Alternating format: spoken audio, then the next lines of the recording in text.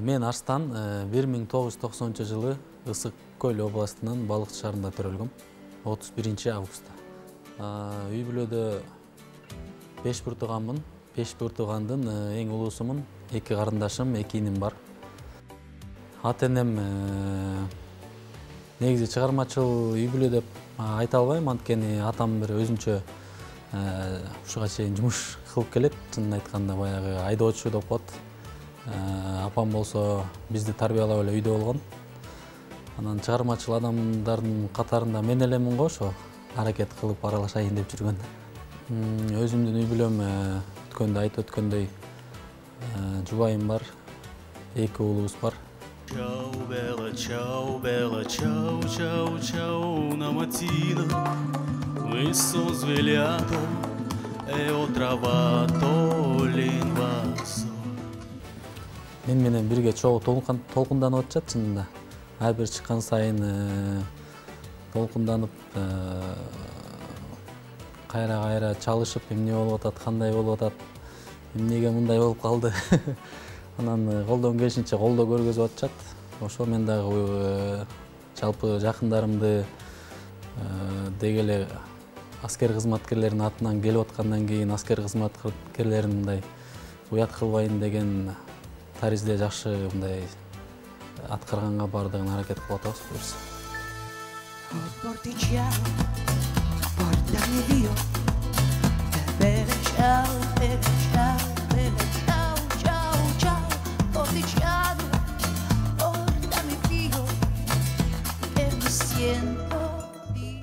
Менин атым Назель, мен 1900 калганда айтпайм, 20-майда төрөлгөм, Кара Балта шаарында. Апам пенсионер, азыркы учурда, бирок көп жылы ушу соода тармагында иштешкен. Мен 4 бир тууганмын, эң улуусу, сулуусу менмин.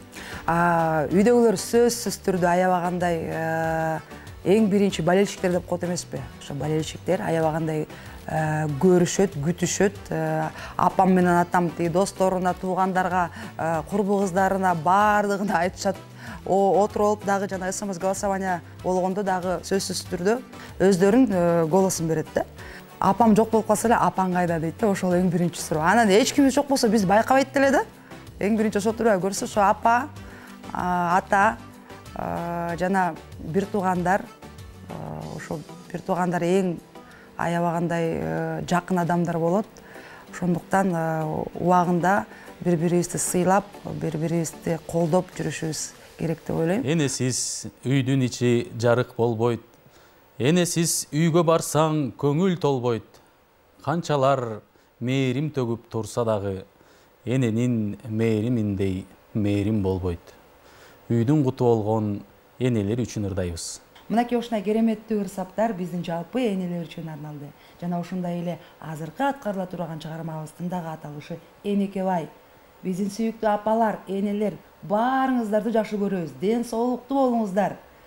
Биз сиздерди сыйлап, урматтап, ушул чыгарманы атайын сиздер үчүн аткармакчыбыз. Бизди колдоп койсоңуздар болот. 02 санын жиберип, добуш берип койсоңуздар. Анда эмесе баштадык.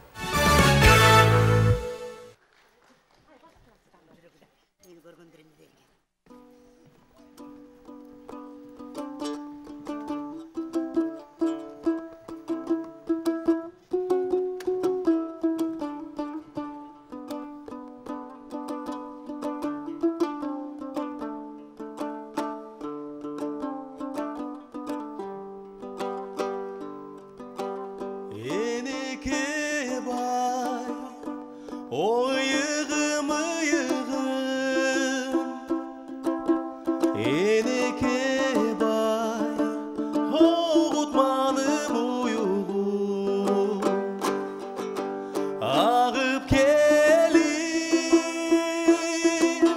tavrından altımız, altın ömür. Beşiğine uyudum.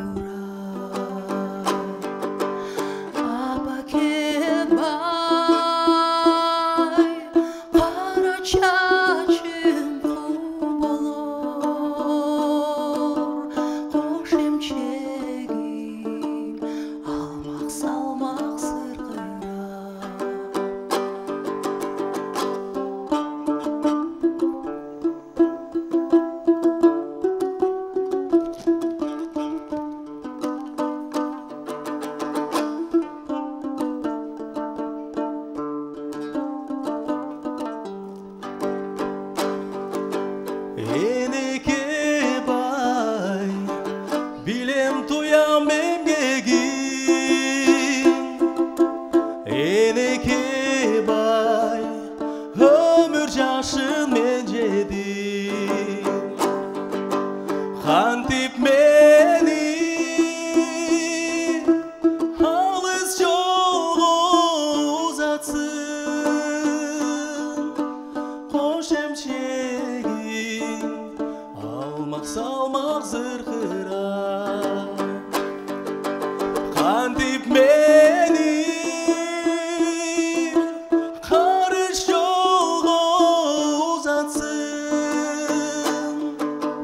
Kaktap güntün Ak sütündü emgemin Qaktap küntü Ak sütüңdü emgemin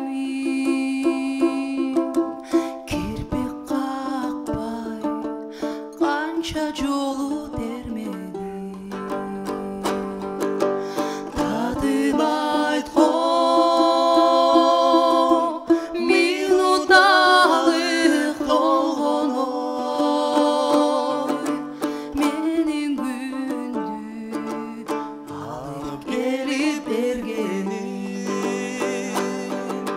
Tadım aytko Minutalik dolgonoy Menin gündü Alıp gelip bergenin Menin gündü Alıp gelip bergenin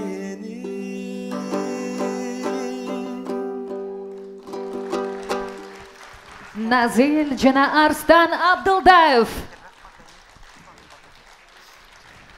Студия келиңиздер. Шаңды колчалар болсун. Браво. Жана элибиздин Сакиш айымына дагы кол чабуулар болсун,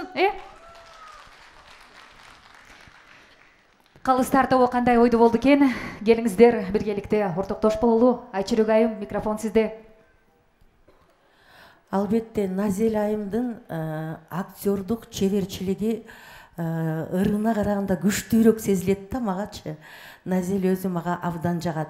Жанымдагы болсо Арстан, Азамат, мен бир гана сиздерге ийгилик гана каалагым келет, азаматтар. Чоң рахмат. Назира айым келиңиз. Сөз сизде. Сиздин оюңузду да угалы. Үнүңөр абдан сонун, мага аябай жакты. Анан борики экранда гүлдөр жайнап турду го. Ошол гүлдөр силердин үнүңөрдү коштоп турду. А сценку я до конца не поняла. Гүлдөр силерди коштоп, гүлдөр менен ырдасаңар сонун болмок экен. Чоң рахмат. Жылдыз айым келиңиз. Кичинекей чагымдан баштап биринчи энеке жөнүндө уккан ушул ыр болчу. Абдан кооз, абдан сонун ырды тандапсыңар. Биздин Кубанычбек Осмоновдун ыры. Силерге чоң ийгилик каалайм чын жүрөктөн. Чоң рахмат, ыраазычылык билдирели. Эми калган сиздердин оюңуздарды экинчи студиядан берели. Студия кол чаап узатпайлы, келиңиздер. Сараң болбойчу өнөр инсандары үчүн кол чабуу бул дем алуу да эле керек. Сиздер ар бирин коштоп колдоп туруңуздар. Бөлүнбөңүздөр, Эң турайда сардаттуу телекөрүүчүлөр, Эгиз Тумар долбоорунда жалпысынан 10 жуп ат салышкан. Мына азыркы күндө 7 жуп калды. Албетте бүгүн да 1 жуп менен коштошобуз. Ал кайсыл жуп баарыбыз биргеликте эфирдин аягында билебиз. Анда эмесе экинчи студияга кезек берели. Бегим Аймана, сөз сиздерде. Биздин экинчи студияда Назель жана Арстан Абдылдаев. Арстан мырза, сиздин жубайыңыз Корей кызы. Анан биздин каада салттарга көнүп калдыбы? Сөзсүз түрдө көнүп калды. Ошо келгенде кичине кыйын болду окшойт. Азыр Кудайга шүгүр. Баары ыраазы, эң негизгиси ата энем ыраазы дегендей. Экөөңүздөр кайсы тилде сүйлөшөсүздөр? Негизи орусча көбүнчө сүйлөшөбүз, бирок билбей калганда кыргызча эле сүйлөй берем, түшүнүп калды. Чоң рахмат. Назел айым, сиз бир кыздын мээримдүү жана бактылуу энесисиз. Кызыңыздын сизге арнаган сүйүүсү болобу? Сөзсүз түрдө болот. Кечирим сурайм, тамагым ооруп калыптыр. Сөзсүз түрдө болот. эне деген ыйыкта. Мен дагы жакшы көрөм кызымды, кызым мени жакшы көрөт. Сөзсүз түрдө бири-бирибизди колдоп турабыз. Жакшы таттуу сөздөрдү айтабыз бири-бирибизге. Азыр дагы мени көрүп атат. Ар бир ушу суббота күнү келген сайын апа жакшылап ырдап келиңиз деп каалоо тилектерин айтып турат. Эң башкысы сизге жакшы мотивациядан берет экен кызыңыз. Ошол эле учурда апаңыз дагы. Ооба, сөзсүз түрдө апам эң биринчи менен ошо жогору айтып кеткендей болельщигим. Сөзсүз түрдө чалып сурап турат. Кызым деп, анан ар дайым ошо каалоо тилектерин айтат. Ошо апабызды аябай жакшы көрөбүз. Апама дагы салам, азыр көрүп атат. Аты Токтөбүбү. Апа, мен сизди аябагандай жакшы көрөмүн. Өтүп кеткен майрамыңыз менен. Бүгүн өзгөчө тематика үй бүлө, көбүнчө энелерге арналып атат. Жана башында айтып кеткендей, биздин апаларыбыз бар, жашоонун кызыгы бар. Бар болуңуздар.